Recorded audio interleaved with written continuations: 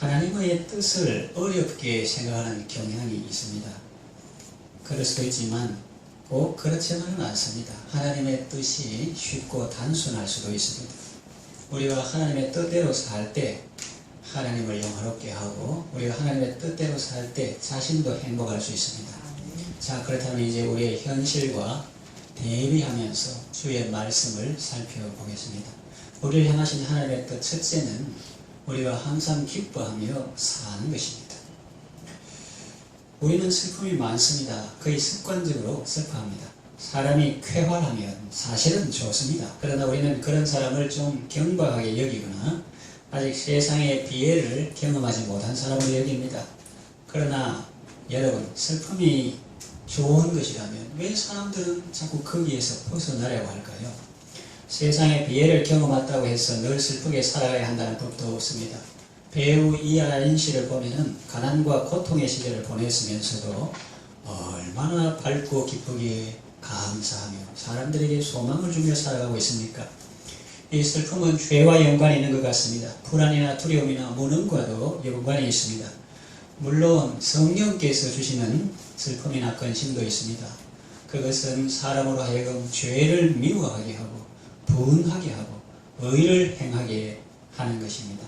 고린도 교회는 사도 바울의 편지를 받고 잠깐 근심하였으나 결과적으로 회개하게 되었습니다. 이렇게 성령이 주시는 근심도 있지만 성경에서 근심은 일반적으로 피해야 할 것으로 나옵니다. 예수님이 말씀하셨죠. 너희는 마음에 근심하지 말라. 사도 바울도 말합니다.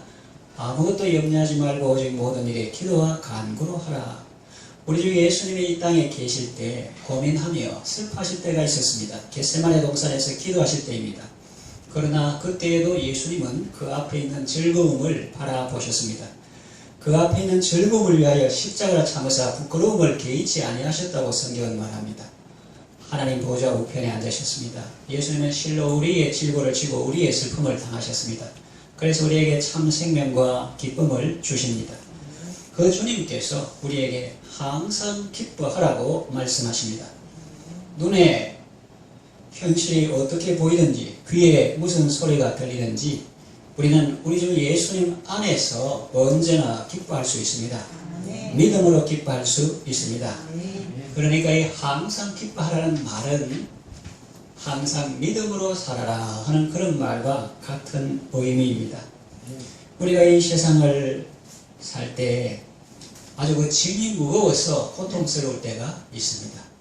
그러나 그때 그 짐을 바라보지 말고 문제를 바라보지 말고 사장의 짐, 회장의 짐, 가장의 짐, 또 슬픔의 짐, 염려의 짐, 근심의 짐 이런 무거운 짐을 바라보지 말고 그 짐을 대신 지시고 함께 지시는 주님을 바라볼 때 우리는 기뻐할 수가 있습니다.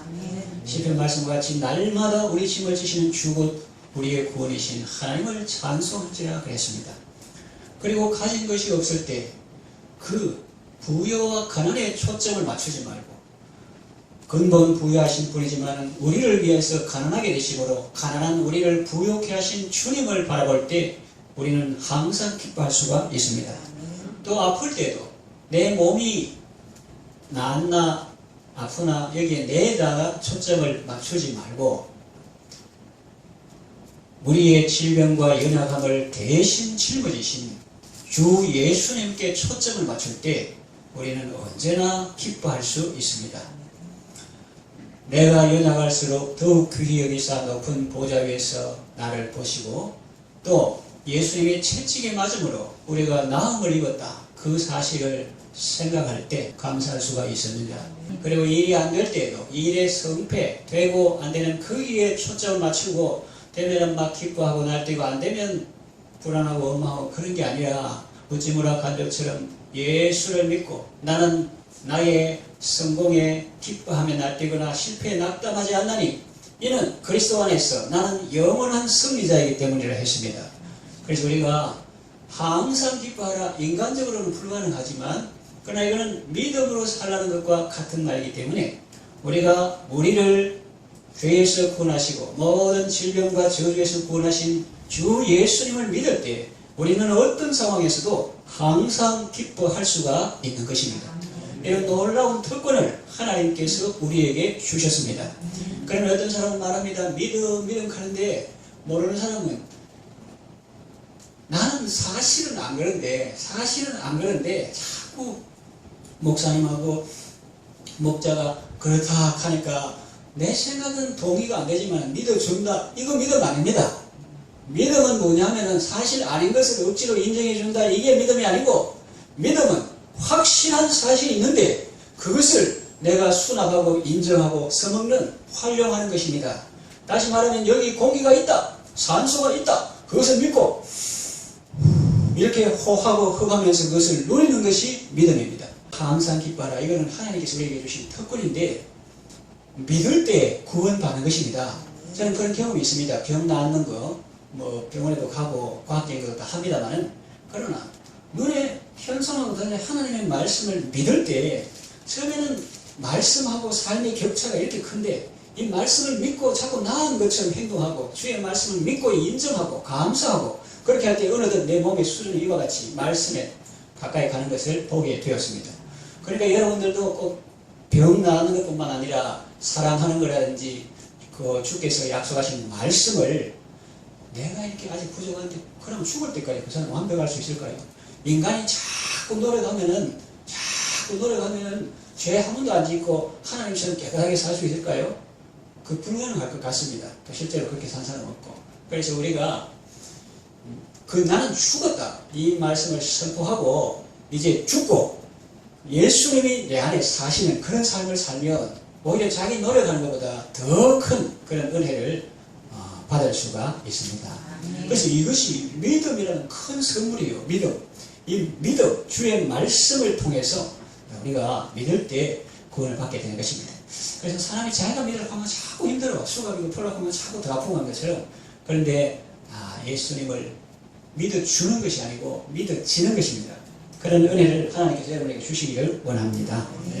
누가 감옥에서 밤중에 찬송하겠어요? 그러나 주님을 믿으니까 이게 폐기 처분되어야 할 인생인데, 사도 바울에게는 죄송하지만 입장을 바꿔서 생각해보면 이거 주님을 아프게 하고 제자들을 핍박, 이거 폐기 처분돼도 마땅할 이런 인생이 죄악에 썩은 내 육신을 주님이 쓰시려 하고 먹물로 칠한 내 인생을 이 몸뚱아리가 부시고 걸어다니는 것마다 죄지은 이 먹물로 칠한 내 인생을 주님이 희게 하셨다는 거죠. 그리고 또 복음 전하는 자, 저번에는 예수쟁이들 감옥에 쳐넣으려 했는데 이제는 내가 뭐라고, 하나님 나라의 유명한 장군들도 많은데 나를 핍박당하는데 합당한 자라고 여겨주시나, 이렇게 하면서 하나님께 감사했다는 거죠. 하나님이 우리를 이 세상에 보내신 것은 많이 슬퍼하라고 보내신 것이 아닙니다. 항상 기뻐하라고 보내신 것입니다. 인생의 풍파, 환란, 곤고, 형통, 이 그래프는 하나님이 그립니다. 우리가 그리는 게 아니고. 그러나 우리 인생은 어떤 그래프를 그리냐, 그 그래프의 각 시점에서 우리는 찬양의 그래프를 그리는 것입니다. 이 파도, 이거는 우리가 그린 거예요. 나는 만군의 여호와니 바닷물을 흉용하게 하는 자니라. 형통, 곤고, 이거 사람 알면 어떻겠어요? 오늘 지금 공부하는데 니는 앞으로 계속 공부할 거다 하면 속된 말로 자살할지도 모릅니다. 또 앞으로 계속 형통하다, 이 사람은 그 벌도 없이 이렇게 하다가 패망할 수 있습니다. 그래서 하나님은 우리가 형통과 공고를 알지 못하도록 늘 주님을 의지하도록 그렇게 하셨습니다. 그러니까 형통한 날에는 기뻐하고 공고한 날에는 생각하면서 하나님을 바라보도록 그렇게 하신 거예요. 그러니까 환난 풍파 만드는 분은 하나님이고, 우리가 할 일은 그 모든 그래프의 시점에서 찬양의 그래프를 극대화하는 것입니다. 그러니까 안 좋아도 찬양할 수 있는 사람은 그리스도인밖에 없는 거예요. 왜냐하면 믿으니까. 하나님 이걸 통해서 지금도 주님이 변함없이 저를 사랑하시고, 평소에는 손잡고 룰루랄라 가시다가 어려울 때는 아기 다칠까 싶어가 안고 가고 업고 가시는 거지. 이런 어려움을 통해서 말씀을 정말 평소에 눈에 안 보이던 그런 말씀을 깊이 깨닫게 하시고 은혜를 받게 하시고 주를 사랑하는 마음이 금보다도 귀함을 알게 하시고, 또 이걸 연단 과정을 통해서 거치면 또 큰 것을 주실 줄 알고, 이렇게 이름으로 감사하니까 속된 말로 마귀가 좀 요래 해보라 하고 왔다가 두 손 두 발 들고 다 도망가는 것입니다. 할렐루야. 여러분, 세상 걱정 다 짊어진 사람처럼 사지 말고 천국을 얻은 분처럼 사시기를 바랍니다. 여러분 자신 같은 사람은 창세 이후 지금까지 한 사람도 없었습니다. 모든 날들은 하나님이 주신 선물이요 기회입니다. 그러니 여러분 주 안에서 항상 기뻐하며 살아가시기를 바랍니다. 두 번째, 우리에게 하신 하나님의 뜻은 기도하는 것입니다. 우리는 염려가 많습니다. 자녀가 군 복무 잘할까? 면허증을 땄는데 오늘 처음 차를 몰고 나가는데 잘할까? 직장생활 잘할 거 있을까? 내 몸의 건강 상태는 양호한가? 큰 병이 있는 것은 아닐까?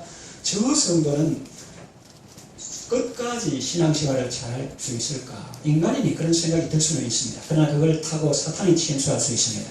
주님은 우리에게 염려하지 말고 기도하라고 말씀하십니다. 염려는 문제를 묵상하는 것이고 기도는 주님을 묵상하는 것입니다.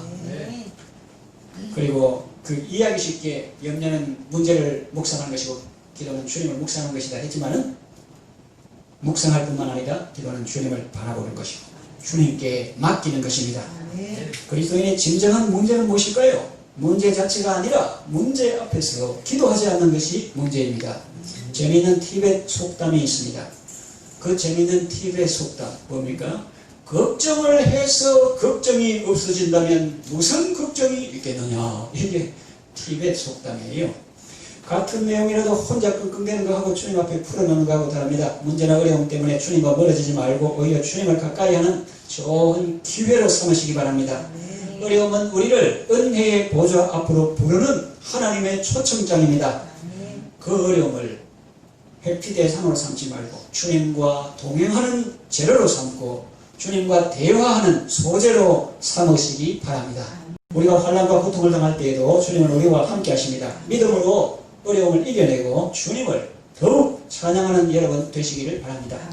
세 번째, 우리를 향한 하나님의 뜻은 무엇입니까? 범사에 감사하는 것입니다. 우리는 욕심이 많습니다. 원망도 많습니다. 내 남편이 좀 내 소원대로 해주면 좋겠는데 그렇지 않으니 원망합니다. 또 아내가 내 소원대로 좀 해주면 좋겠는데 그렇지 않으니 원망하고 서로 다툽니다. 성경에 욕심이 많은 자는 다툼을 일으키거니와 여호와를 경외하는 자는 모든 좋은 것에 부족함이 없으리로다고 했습니다. 주님은 감사하라고 명하십니다.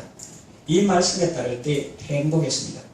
행복해서 감사할 수도 있겠죠. 그러나 지금 말씀드리는 것은 어려운 상황에서도 감사를 택할 때 그 마음에 참 평안이 깃들고 행복이 깃든다는 것입니다.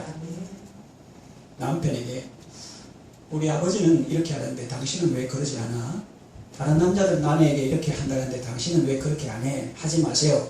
비교하면 비참해집니다. 지금도 최선을 다하고 있는데 격려하고 지지해 주지는 못할 망정 더 하며 요구하지 마세요. 또 아내에게 다른 집 여자는 남편에게 이렇게 한다는데 하지 마세요. 아내는 다른 집 여자가 아닙니다. 세상 누구와도 같지 않은 아주 특별한 사람입니다. 하나님의 걸작이지요. 지금도 최선을 다하고 있음을 알아주시고 감사하시기를 바랍니다. 상대방에 대한 나의 욕심을 내려놓아야 합니다. 그래야 가정이 행복합니다. 바라는 배필이 아니라 돕는 배필임을 명심하시기 바랍니다. 따라합시다. 바라는 배필이 아니라 돕는 배필이다. 자녀들에 대한 욕심도 내려놓아야 합니다. 물론 그 자녀에 대해서 내가 원하고 기대하는 바를 기도는 할 수 있고 또 행합니다. 그러나 말할 때는 조심해야 합니다. 더 요구하지 말고 지금도 열심히 하고 있으니 수고가 많다 격려해 주시고 지지해 주시기를 바랍니다. 자녀들이 부모들에 대한 욕심도 내려놓아야 합니다. 그분들도 그 시대 상황에서 최선을 다해 양육하셨으니 그 이상을 바라며 원망하지 말고 감사하며 보답하시며 살아가시기를 바랍니다. 교회도 마찬가지입니다. 성도들에게 더 요구하지 않습니다. 이미 나름대로 최선을 다하고 있으니 격려해 줍니다. 성도들도 목사에게 더 이상을 기대하거나 요구하지 않습니다. 어떤 교회 이야기입니다. 제법 큰 교회인데 목사님이 안식년을 다녀오시니 7년마다 쉬는 안식년이죠. 안식년을 다녀오시니 교인들이 이렇게 말하더랍니다. 목사님, 교회가 안식년까지 보내드렸으니 이제 우리에게 더 잘 해주셔야 합니다. 그랬다는 거예요. 이것이 합당한 마음가짐일까요? 우리가 잘 섬겨드리지 못해서 죄송합니다. 그런 마음을 가지는 것이 좋죠. 그러면 교회 분위기도 더 좋아집니다. 정 바라는 것이 있다면 먼저 하나님께 기도해야죠. 그리고 목사가 그 일을 할 수 있도록 지원하고 도와주는 것이 좋습니다. 엄마가 딸에게 말합니다. 누구 집에 사위는 처가에 이렇게 한다던데 뭘 사줬다는데 그러지 마세요. 상처받고 안 올 수 있습니다. 어려운 생활을 하면서 바쁘기도 한데 이렇게 시간을 내서 와준 것만 해도 고맙다고 생각할 수는 없을까요? 말로 가르치기는 쉬워도 부작용이 많고 행동으로 보여주고 기다리며 사랑으로 섬기는 것은 실행하기는 어려워도 효과는 매우 큽니다. 욕심을 내려놓으시고 감사하시기를 바랍니다. 하나님께 대해서도 그렇게 하시고 사람에 대해서도 그렇게 하시기를 바랍니다. 채소를 먹으며 서로 사랑하는 것이 살찐 소를 먹으며 서로 다투는 것보다 낫다고 성경은 말씀합니다. 좋은 환경 속에 살면서도 욕심내고 서로 다투는 것보다 열악한 환경에서도 서로 감사하게 사는 것이 훨씬 낫습니다. 좋은 음식을 먹으면서도 서로 이거 안 해준다, 저거 안 해준다 원망하는 것보다 죽을 먹으면서도 감사한 인생이 행복하고 아름답습니다. 빙점을 쓴 일본 작가 미우라 아야코는 남편과 단칸방에 살면서도 감사했습니다. 여보, 나 부엌에 있어도 당신이 방 안에서 무슨 일 하는지 다 알 수 있어서 너무 좋아요. 그랬다는 겁니다. 가진 것이 적어도 만족하며 힘든 일이 있어도 원망하지 않으며 모든 일에 감사하는 참된 행복의 삶을 살아가시기를 바랍니다. 이 말씀을 정리해 마칩니다. 하나님의 뜻대로 사는 것은 어려운 일이 아닙니다. 쉬운 일입니다. 반대로 생각해 보세요. 오늘 말씀 반대로 너 항상 슬퍼해라, 기뻐하면 혼낸다, 염려하며 살아라, 매일 원망하며 살아라. 그런다면 예를 들어서 그 인생이 얼마나 힘들고 어렵겠습니까? 그러나 하나님은 좋은 것을 우리를 위해서 다 이루시고 그 말씀을 주시고 우리가 믿을 때 복을 받도록 하나님께서 우리에게 복 주시기를 원하기 때문에 하나님의 그 피 흘린 희생의 대가를 우리가 헛되이 하지 않고 그것을 받아 누리려면 이 부정의 말로 먹구름으로 차단하면 안 돼요. 감사하고 믿고 찬양하고 그렇게 할 때에 하나님의 놀라운 은총을 밀물 같은 은혜 폭포수건을 받게 되고 은혜에서 은혜로 영광에서 영광으로 더 깊은 세계로 나아가게 되는 것입니다. 하나님의 뜻대로 살 때 우리 인생을 행복합니다. 여러분 모두 하나님의 뜻 안에서 아름답고 건강하고 복된 삶을 살아가시기를 바랍니다.